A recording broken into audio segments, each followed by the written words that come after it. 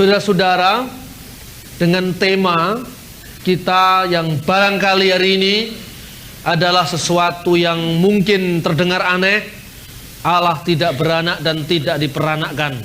Istilah ini sering menjadi pertanyaan bagi saudara-saudara kita umat Islam mengenai makna Yesus disebut sebagai putra Allah.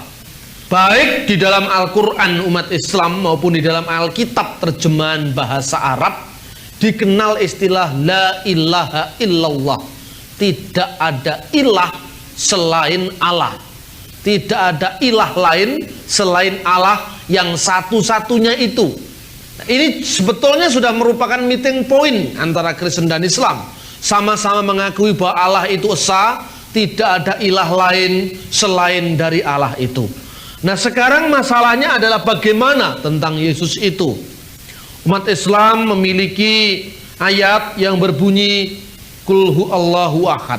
Katakanlah bahwa Allah itu satu. Allahu somad.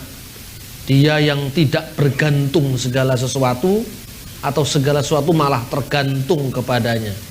Lam yalid wa lam yulad.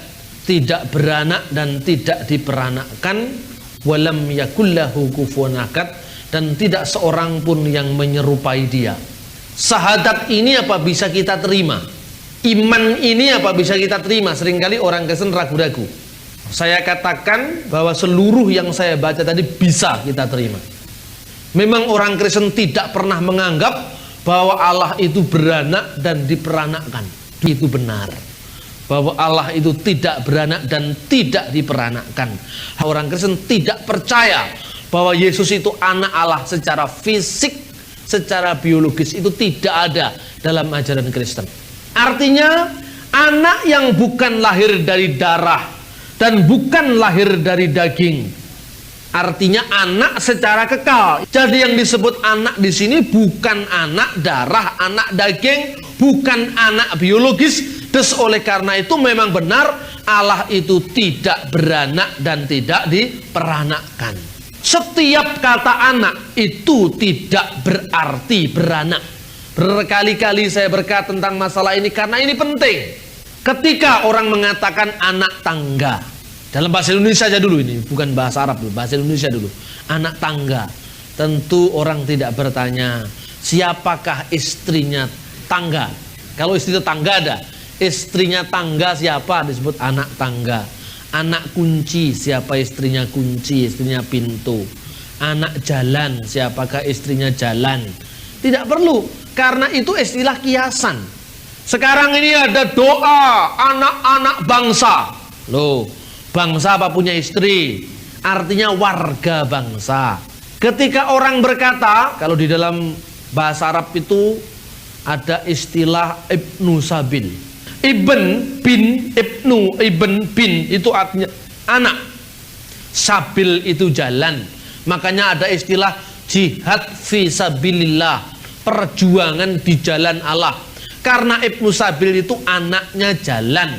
Orang yang pekerjaannya berjalan alias musafir. Musafir itu bahasa Arabnya Ibnu jalan. Apakah kalau disebut Ibnu Sabil itu jalan beranak? Kan tidak. Orang Arab juga menyebut Ibn Isrin, ini bahasa sehari-hari, anaknya angka 20. Lah kenapa? Karena di Arab kalau laki-laki umur 20 tahun itu wajib militer. Nah, orang yang wajib militer itu namanya Ibn Isrin, anak angka 20, tanpa bertanya bapaknya angka 20 siapa. Ini kata kiasan. Jadi istilah anak Allah, putra Allah tidak harus berarti Allah itu beranak. Ini yang perlu kita sampaikan. Karena itu orang Kristen jangan minder lagi kalau mendengar itu. Dan kita mestinya respon yes, naam, betul. Allah itu tidak beranak dan tidak diperanakkan. Karena itu kita harus memahami istilah itu secara berbeda. Lalu saudara-saudara, kita sering bertanya, kalau gitu Tritunggal itu putra itu siapa? Putra itu adalah firman. Firman yang kekal yang kemudian menjadi manusia. Ini maknanya anak Allah itu di situ. Artinya Ketika orang Kristen menyebut Yesus itu anak Allah, itu maksudnya Yesus itu kalimatullah, dan firman itu adalah Allah itu sendiri.